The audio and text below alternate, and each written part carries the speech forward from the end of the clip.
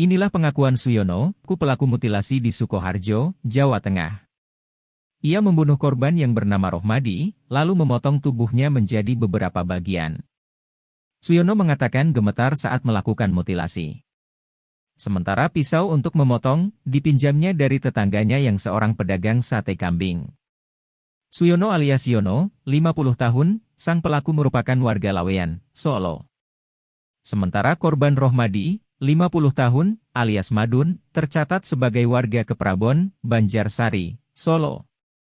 Berdasar keterangan Polda Jateng, peristiwa pembunuhan terjadi pada Jumat 19 Mei 2023, pukul 1 waktu Indonesia Barat. Korban tewas, setelah dipukul menggunakan pipa sebanyak 3 kali di bagian kepala. Yono mengaku tidak punya pikiran untuk memutilasi mayat Rohmadi.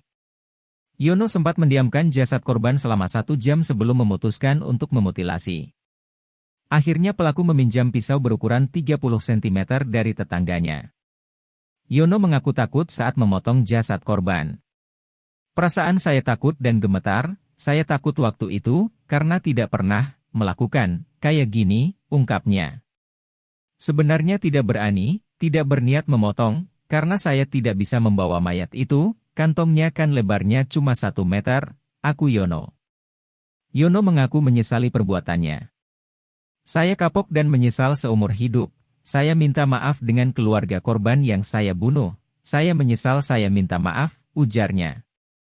Akibat perbuatannya, Yono disangkakan dengan pasal 340 subsidiar, pasal 338, subsidiar pasal 365 ayat 3 KUH, P dengan ancaman pidana mati, atau penjara seumur hidup, atau penjara paling lama 20 tahun. Sebelumnya, warga pertama kali digegerkan dengan penemuan potongan tubuh, berupa kaki kiri pada Minggu 21 Mei 2023, di bantaran Sungai Bengawan Solo, Palur, Mojolaban, Sukoharjo.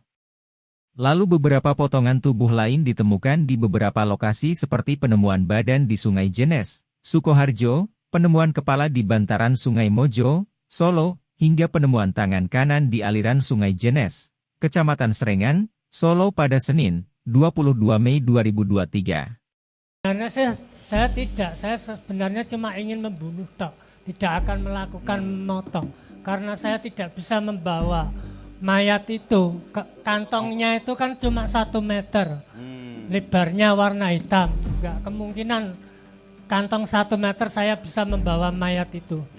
Terus saya waktu habis kejadian jam 1:10 menit, saya pukul, dia meninggal, saya diamkan selama 1 jam, saya bingung waktu itu.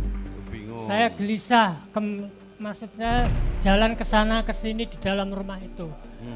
Ada yang menyaksikan waktu itu? Tidak ada. Tidak ada. Cuma saya sendiri dengan. Waktu kamu motong, berapa jam kamu bisa motong sekian banyak? Waktu itu saya keluar, saya cari plastik kantong lagi. Setelah saya dapat dari tong sampah itu, saya ambil. Sampahnya saya buang dan saya bawa pulang. Itu saya masih berpikir lagi gimana caranya saya membawa ini. Terus saya punya pikiran kalau tetangga saya penjual sate kambing dan saya meminjam pisau itu sepanjang 30 cm buat tajam. Itu tak buat motong itu.